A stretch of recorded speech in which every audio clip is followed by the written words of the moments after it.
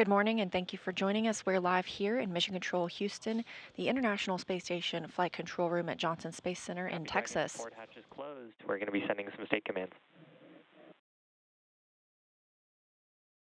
The departure of Crew-7 this morning comes just about a week after the arrival of Crew-8 to the International Space Station, bringing 4 new crew members. So over the last week, we've had a total of 11 astronauts and cosmonauts aboard the International Space Station.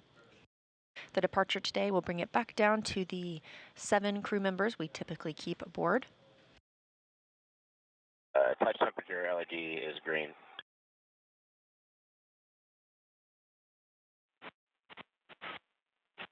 We got the green.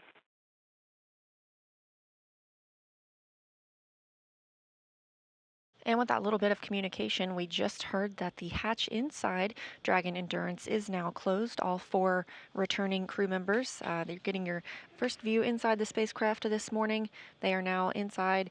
Looks like Andy Mogensen there. He has been serving as the commander of the International Space Station, and yesterday that was handed over to Roscosmos cosmonaut Oleg Kononenko.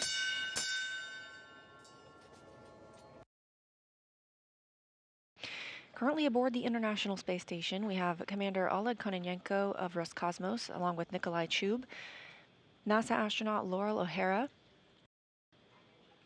NASA astronaut Matt Dominic, NASA astronaut Mike Fink, NASA astronaut Jeanette Epps, and Roscosmos cosmonaut Alexander Grebyankin.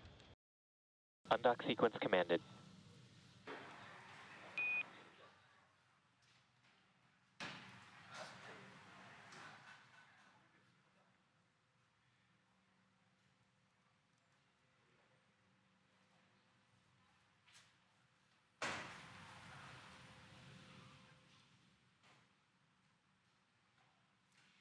And we did just hear that call up to the crew that the undock sequence has begun. Umbilicals are demated, nominal.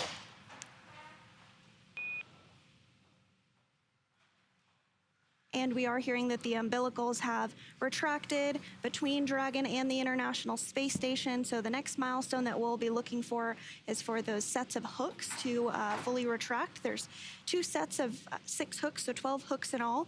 And once those hooks have separated, then there will be a short thruster firing that occurs at the Draco engines to help push Dragon back away from the International Space Station.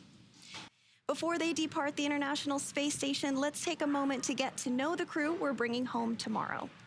Lieutenant Colonel Jasmin Moghbeli hails from Baldwin, New York, and earned a bachelor's degree in aerospace engineering from the Massachusetts Institute of Technology and a master's degree in aerospace engineering from the Naval Postgraduate School. She also graduated with honors from the U.S. Naval Test Pilot School. As an AH-1W Super Cobra pilot and Marine Corps test pilot, she has flown more than 150 combat missions.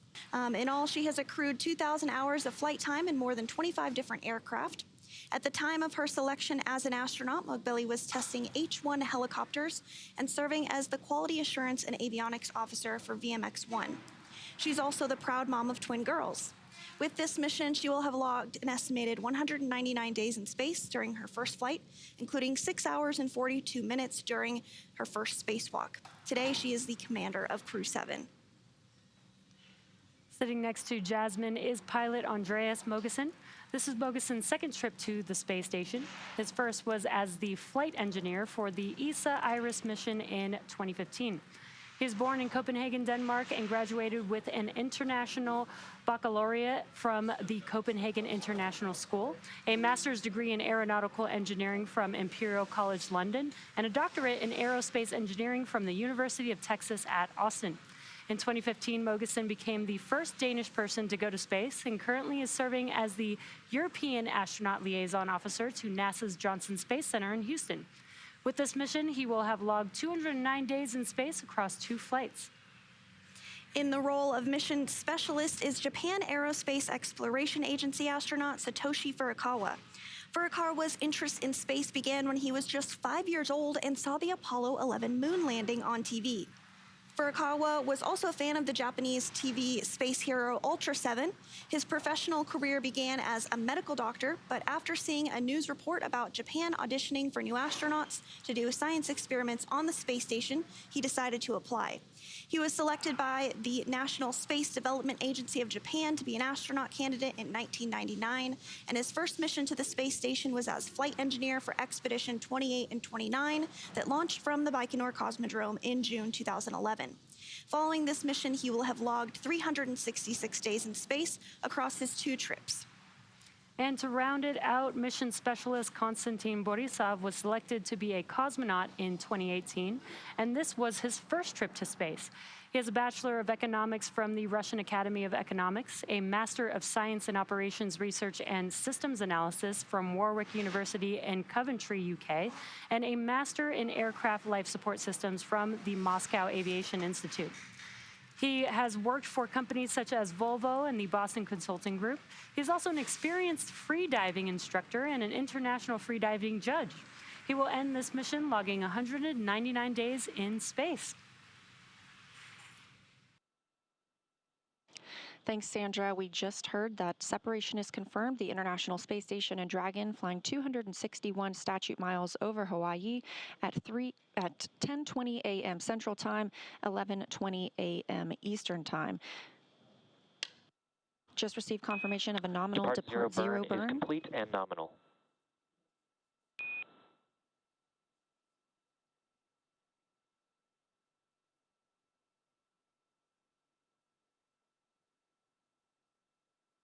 Depart zero burn being a very short burn using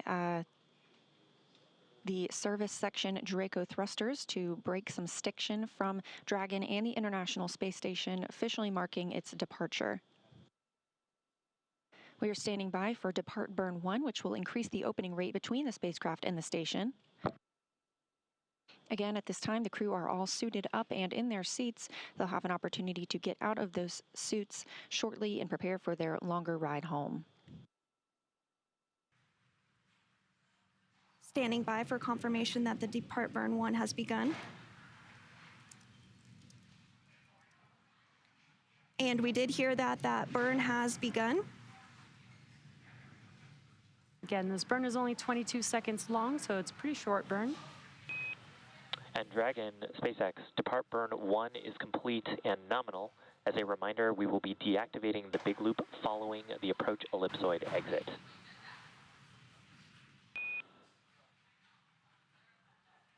Dragon copies. Depart 1 burn is complete. And station from Dragon, we wish you the best of luck. For those staying on board on Expedition 71, we hope it does filled with laughter and fulfilling science as ours was. For Laurel, we'll see you in a couple weeks, and we left you some peanut butter and tortillas in Node 1.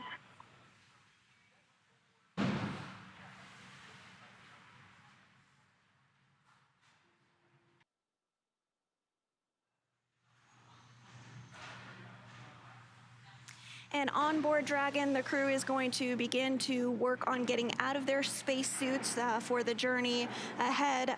They are splashing down early tomorrow morning, so they're going to get comfortable. They do wear those spacesuits during some of the more dynamic phases of the mission, such as launch, as well as docking and undocking, and of course, splashdown.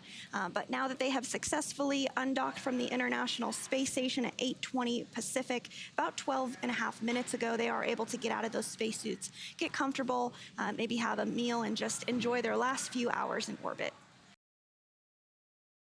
Crew-7 was the first crew in which all 4 seats were occupied by a member of a different nationality or a different partner country.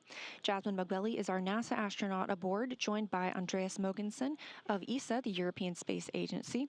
Satoshi Furukawa is from the Japan Aerospace Exploration Agency, or JAXA, and Konstantin Borisov comes to us from Roscosmos.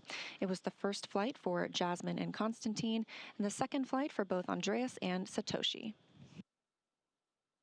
And Dragon SpaceX on Dragon to ground, you have a go for your preparations for crew off duty at your discretion. We're ready to support in case you'd like to talk to surgeon, and a reminder to set your audio destinations to ground.